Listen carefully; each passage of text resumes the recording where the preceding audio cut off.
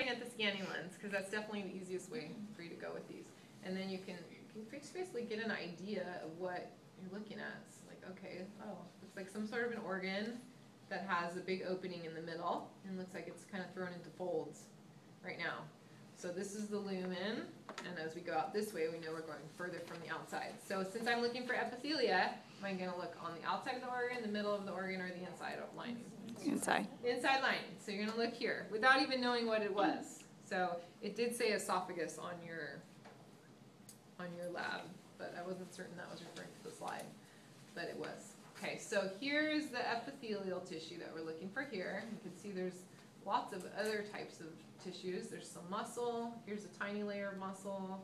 Here's the areolar tissue. That might be some sort of a dense, regular, irregular.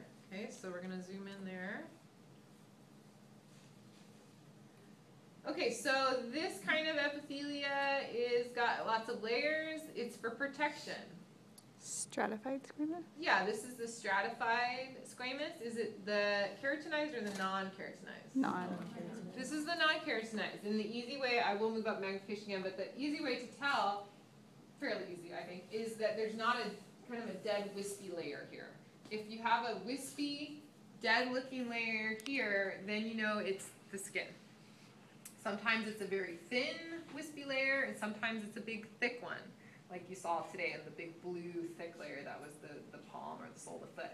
So this is the wet, we call non-keratinized, stratified squamous epithelium is this from here to here. And see how it gets darker down at the basal surface? Why is it darker? Why is there more all those new purple cells? dots there?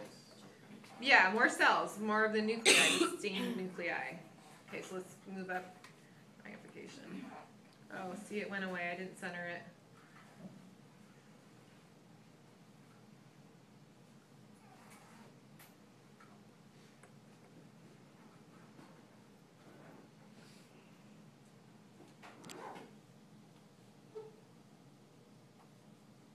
Okay.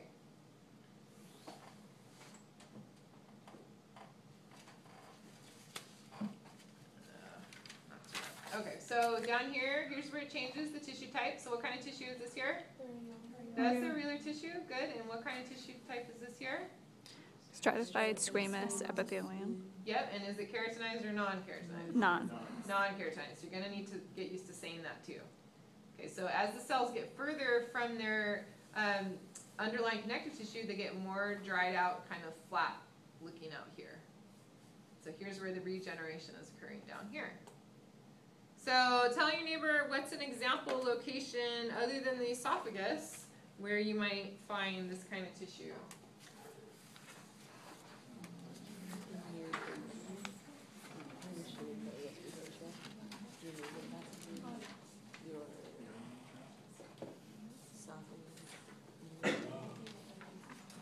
Hint, we did a lab that involved this tissue type on day 1 of this class. Cheek.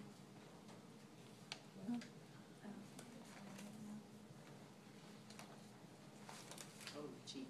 The cheek, yeah. Remember the toothpick? So inside of your cheek, that's what that looks like. Inside of your cheek. Did anybody come up with something else? Rectum, vagina, yeah. Oh, sorry. Okay, so any questions on that one?